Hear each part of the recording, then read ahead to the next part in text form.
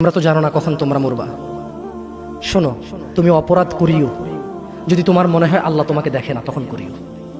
তুমি অপরাধ করিও যদি তোমার মনে হয় আল্লাহ তোমাকে জিজ্ঞেস করবে না, তুমি নিশ্চিত বেঁচে যাবা। তুমি অপরাধ করিও যদি তোমার মনে হয় যে আল্লাহ তোমার জন্য জাহান্নাম নির্ধারণ করবে, আর তুমি আল্লাহকে বলবা আল্লাহ আপনি বললেই হবে না আমি জাহান্নামে যাব। যদি এই ক্ষমতার অধিকারী হও তাহলে তুমি অপরাধ করিও।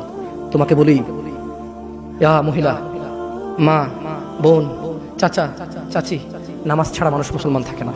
ওয়াল্লাহি আমি বলছি না কোথায় বাঁধবেন, তর্ক পরে। আমি বলছি আপনি নামাজটা স্টার্ট করেন। আমি বলছি না যে তারা ওই 20 রাকাত পড়বেন না 8 রাকাত পড়বেন। আমি বলছি যে আপনি পড়েন, 2 রাকাত হইলেও পড়েন। আমি বলছি যে আপনি ঈশার নামাজ 15 রাকাত দরকার নেই, আপনি শুধু 4 পড়েন। আমি কি বলছি সুন্নত বাদ দিতে? আমি বলছি যে তুমি পড়ছো না, শোনো, ভয় পেও না, ঈশার নামাজ 15 রাকাত তোমার উপরে ফরজ নয়। আমি তোমাকে না করছি না 15 রাকাত পড়তে। আমি বলছি যে তুমি নামাজই পড়ো না, 4 পড়ো। এই 4 রাকাত ঈশা না পড়লে তুমি মুসলিম নও। 3 রাকাত মাগরিব না পড়লে তুমি মুসলিম নও। 4 রাকাত আসর না পড়লে তুমি মুসলিম নও। দেখো আমাকে দোষ দিও না, বুখারী খোলো, সালাত অধ্যায়ে যাও, আযান অধ্যায়ে যাও। আল্লাহর নবী বলেছে তারা ওরা কাফির, ওরা মুশরিক, ওদের আর আমি মুহাম্মদুর রাসূলুল্লাহ সাল্লাল্লাহু আলাইহি ওয়াসাল্লামের উম্মতের মধ্যে পার্থক্য হচ্ছে নামাজ। ও সাহাবা, ও উম্মত, তুমি চিনবা মুহাম্মদের উম্মতকে সাল্লাল্লাহু। ও আমার উম্মত, তুমি কি আমার উম্মতকে চিনতে চাও? শোনো, তারা যারা আমার উম্মত না, আর এরা যারা আমার উম্মত। ওটা আমার উম্মত যেটা নামাজ পড়ে না, আমার উম্মত। তুমি আল্লাহর নবীর উম্মত ছাড়া কিভাবে মুসলমান হবা? তোমাকে আমি বলি নামাজটা ছাড়িও না প্লিজ।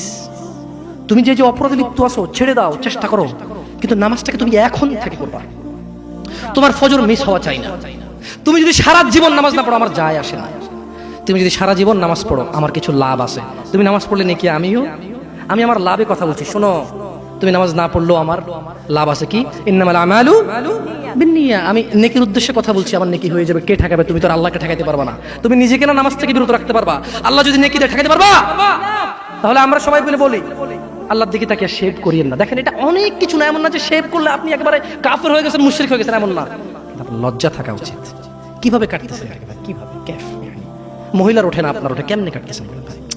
গলা কেটে দিবেন? কাটবেন না কেন? এটা হারাম। এটা কাটো তো হারাম। শুকর খাওয়া কি হারাম?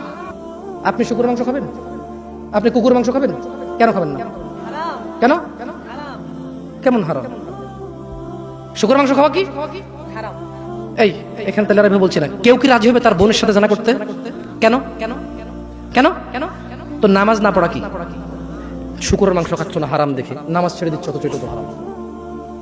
তার মানে তোমার যদি স্বাদ লাগতো আর তোমার বাপ মা যদি শুকরের মাংস খেতে, তুমিও খাইতা, হারামার বাস্তা। তোমার বাপ নামাজ পড়ে না যুবক, তাই তুমি নামাজ পড়ো না। তোমার বাপে ভাত খায় তাই তুমি ভাত খাও। পাকিস্তানের রুটি খায় তাই ওরা রুটি খায়। চাইনিজরা এইভাবে লাঠি দিয়ে খায়, ওরা লাঠি দিয়ে খায়। শোনো, তুমি বলতে চাচ্ছ তুমি শুকর খাও না কারণ এটা হারাম, তুমি মিথ্যু। তুমি একটা চরম মিথ্যাবাদী, ধোঁকাবাজ। তুমি বলছো তুমি শুকর খাও না, এটা হারাম না? তাহলে তুমি নামাজ না পড়াও তো হারাম, তুমি কেমনে ছেড়ে দিচ্ছ? এই যুবক, তোমাকে যদি বলে ন্যাংটা হয়ে হাঁটো, হাঁটবা? কেন? কেন? কেন? ন্যাংটা হয়ে কেন হাঁটবা না?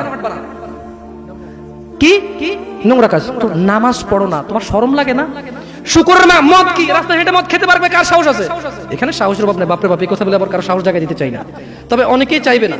অনেকেই কেন? শরম। কেন? কারণ কেউ যদি রাস্তা দিয়ে হেঁটে হেঁটে মদ খায়, ওর সাথে কেউ মেয়ে বিয়ে দিবে? কেউ? আপনি রাজি হবেন রাস্তায় ভাবে মদের বটল নিয়ে হাতে হাতে মদ খায়, এর কাছে মেয়ে বিয়ে দিবেন? কেন? এটা নির্লজ্জ লোক, মদ হেঁটে হেঁটে খায় ওপেনে। এই ছেলেটাই কিন্তু ওপেনে নামাজ পড়ে না, আপনি মেয়ে বিয়ে দিচ্ছেন। আপনি নাকি ধার্মিক? হ্যাঁ, চিটিং মেশিন। আল্লাহ, আমি আপনাকে বদনাম করতে আসিনি, কিন্তু আপনি মিথ্যুক, এটা বুঝে নেন। তো আচ্ছা, আপনাকে মিথ্যুক বলার পর আমার কতটুকু লাভ হলো? 2-4 লাখ টাকা যাবে, ঢুকেছে, ঠিক না? আমেরিকা থেকে আসতেছে না। আমি আপনাকে মিথ্যুক বলে লাভ না, আমি আপনাকে মিথ্যুক বলতে আসি নাই। তবে আমি আপনাকে বলি আল্লাহ ক্ষমাশীল, ক্ষমাকারী, ঠিক আছে? আপনি সত্য দাবিদার হবেন। একটা ছেলে প্রকাশ্যে মদ খেলে আপনি তার সাথে মেয়ে বিয়ে দেন না। একটা ছেলে প্রকাশ্যে নামাজ আদায় করে না। আল্লাহর কসম, এই পৃথিবীতে যত মদ আছে সবাই যদি একজনে খেয়ে ফেলে, সে কাফের হবে না। কি হবে না? কিন্তু এক ওয়াক্ত নামাজ ছেড়ে দিলে কাফের।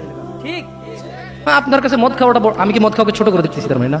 এখন কিছু লোক বলে জামশেদ ভাই বলছেন নামাজ না পড়া অনেক বড় অপরাধ, আর মদ খা তুই পুরো পৃথিবীর সব খেলা কিছু না। আমি মনে হয় এটা বলছি, ঠিক না? না এরকম বুঝে ভাই, বুঝে এরকম অনেকে আছে বুঝে, এটা বুঝিয়েন না, আমি উদাহরণ দিয়েছি। শরম করুন। আপনি বাপের সামনে সিগারেট খেতে লজ্জা করে, বাপের সামনে বেনামাজি থাকতে লজ্জা করে না। আপনারা আপনার স্ত্রীদের সাথে যে ঘুমান, ছেলে সন্তানের সামনে ঘুমান, লজ্জা করে, কিন্তু ছেলের সামনে বেনামাজি থাকেন লজ্জা করে না। আপনি বুঝেন এই পৃথিবীতে লা ইলাহা ইল্লাল্লাহ বলার পরে, লা ইলাহা ইল্লাল্লাহ বলার পরে, ওয়া আন্না মুহাম্মাদুর রাসূলুল্লাহ বলার পরে শিরক, আল্লাহর সাথে অংশীদারিত্ব হচ্ছে সবচেয়ে বড় অপরাধ। ঠিক আছে? এরপর কাজ হচ্ছে সালাহ, এরপর কাজ কি? নামাজ। এরপর কাজ কি?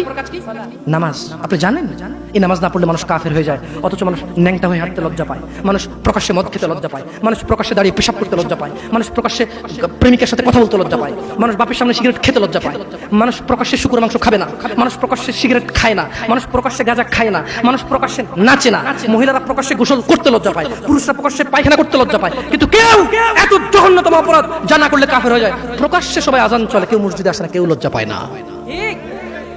তাহলে দুনিয়া কি বলেন তো? তুচ্ছ খেলতামাশা। নামাজটাকে ঠিক করেন।